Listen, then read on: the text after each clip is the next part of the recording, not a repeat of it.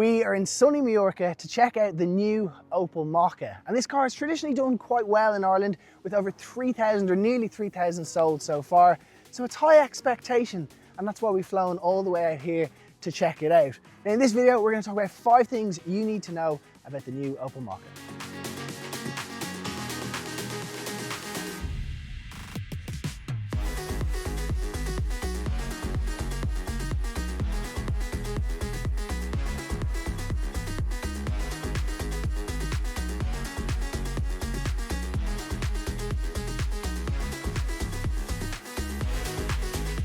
Number 1 is Powertrains. Now in Ireland, we're going to be getting 3 versions, a petrol, a hybrid, and of course a fully electric, which we've actually got here today.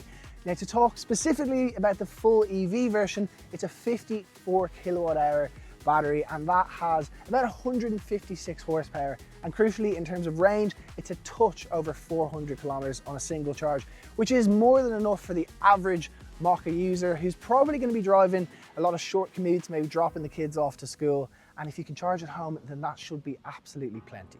Next up, let's talk about the interior, because this is where you're going to be spending pretty much all of your time, and it is really good. The seats are very comfortable and completely adjustable. It is all manual.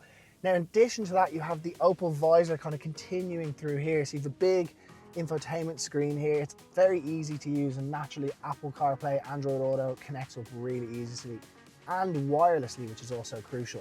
I do love that the climate control and everything down here is on dials and it's separate, not through the infotainment system. And then over here you have a display for the driver, which is really easy to use, very comprehensive and quite simplistic, which is a good thing. Steering wheel is lovely. I actually quite like the little buttons. No haptic feedback here in the Opel, which is lovely. You've got a little bit of storage down here, wireless charging, there is tons. Another thing is there's a lot of eco touches in here. So a lot of renewables have been used. For example, the steering wheel is vegan friendly, which is lovely. And actually also feels quite nice in your hands too.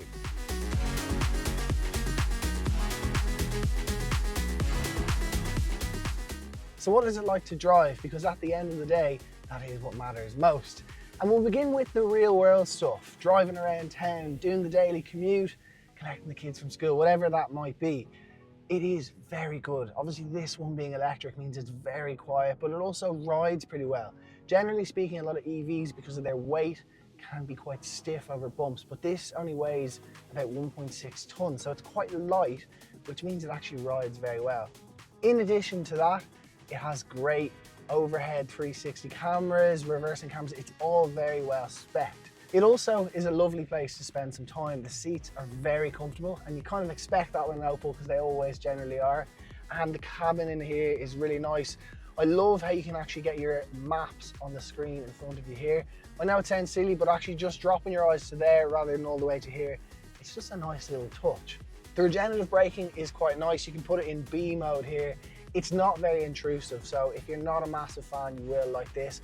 However, it won't take you to a complete halt or even slow you down as aggressively as some other cars in the same segment.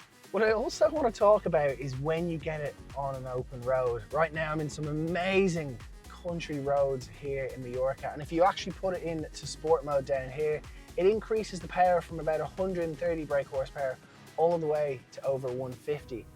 And all of a sudden, it starts to kind of come alive, and that's the thing about the EVs. The power is so instant that you get a lot of torque, and this just has pretty good grip.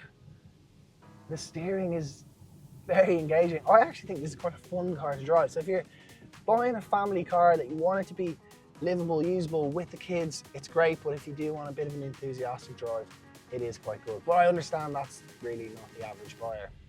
Last thing I want to talk about is when you have it on the motorway, it's really calm. There's no major wind noise, no huge tire road noise, and the adaptive cruise control is really nice, very smooth. I find some cars, when they begin to slow down because of a car in front of them, it can be quite aggressive with the accelerating and braking when you're in that adaptive cruise control mode. But here in the Mokka, it's actually very smooth, which makes a big difference. As a whole, it's actually a very nice package. I will say, compared to maybe something like an EV3, it doesn't feel as futuristic in here, but at the same time, things like shortcuts to your climate control and actual buttons and dials are really appreciated. Another thing I have to say is I have been driving this relatively enthusiastically, and I'm averaging about 17.4 kilowatt hours per 100 kilometers, which is very efficient. Now granted, it is a little bit warmer here in Mallorca, but still very impressed with that efficiency.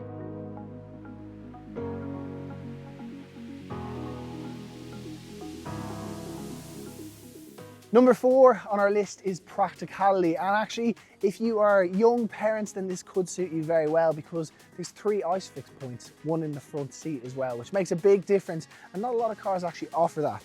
In addition, the boot doesn't actually open here, it's underneath, and it's relatively spacious. The seats fold down, it's about 350 litres, so it's smaller than something like a Volkswagen Golf, for example. And space in the rear, good for small children, 6'5" adults, probably going to find it a little bit tight in there. There's also a bit of storage under here. You can put your charge cables, or if you need to hide anything in a car park, it's nice and handy. In terms of design, I think it looks really good, but I'll leave that up to you in the comments. They've really gone with black. It's beautiful, so you'll see the black lines, the black arches. It does look really, really well. Now, in terms of specs in Ireland, we're going to have 3 versions. There is SC, Elegance and GS. Now, if you'd like to know specifically what each of those have and don't have, then the best thing I can advise is to go and visit your local dealership. You can hit the link up there. We've got over 1,000 trusted dealerships on Done Deal. This might sound really random, but the charge port being on this side is the opposite to ID cars, which means when you go to a fast charger, sometimes you can skip them in the queue. Bit of a random fact. But anyway, the Mokka as a whole, I think it's a lovely car.